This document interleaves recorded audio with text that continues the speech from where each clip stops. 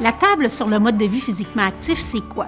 Eh bien, c'est une trentaine de membres partenaires regroupant des acteurs gouvernementaux et non gouvernementaux qui se sont donnés pour mandat commun d'assurer la promotion d'un mode de vie physiquement actif auprès des jeunes, de leurs familles et de toute la population québécoise. C'est pour moi un grand privilège de présider la table et d'être à même de constater l'engagement de tout ce réseau de partenaires en vue d'atteindre ce but commun qui me passionne et m'anime. Dès leur première rencontre, les membres partenaires de la table ont collectivement exprimé différentes préoccupations qui ont mené à la définition de priorités, dont la stratégie d'intervention en développement moteur et en activité physique chez l'enfant de 0 à 9 ans.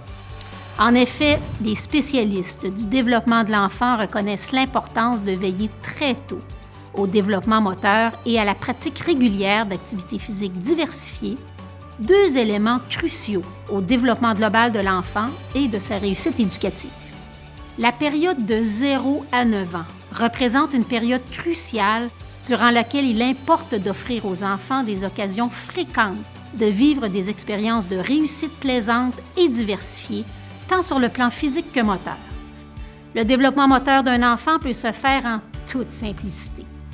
Jouer dehors est essentiel de nos jours puisque les jeux actifs extérieurs qui occupaient notre enfance ont été remplacés par des activités plus sédentaires. Le jeu actif tel que ramper, marcher, courir, sauter, lancer, attraper, pratiqué dès le plus jeune âge, permet aux enfants de développer des habiletés motrices de base. Les activités physiques devraient naturellement être ponctuées de défis et adaptées aux capacités, aux besoins et au goût de l'enfant. Un enfant qui a du plaisir cherchera à répéter ses expériences positives en participant à différents jeux, sports ou activités physiques. Il se sentira beaucoup plus habile, développera sa confiance en lui et aura beaucoup plus de chances de maintenir un mode de vie physiquement actif à l'adolescence et aussi à l'âge adulte.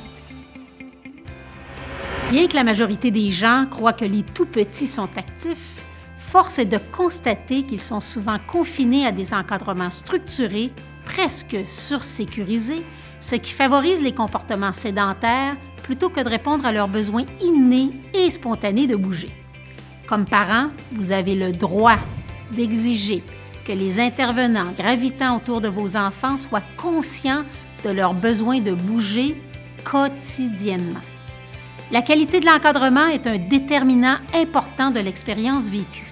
Le développement des habiletés motrices servira d'assise pour tous les apprentissages futurs de vos enfants, que ce soit sportifs, scolaires ou autres. Le milieu familial doit également servir de guide à vos enfants. N'oublions jamais que nous sommes les premiers modèles de nos enfants. Bouger tous les jours est bénéfique pour le développement global et l'estime de soi des enfants. Ça favorise la persévérance scolaire et la réussite éducative. Rappelez-vous, permettre aux enfants de développer leurs habiletés motrices, c'est l'affaire de tous. Maintenant, à vous de jouer.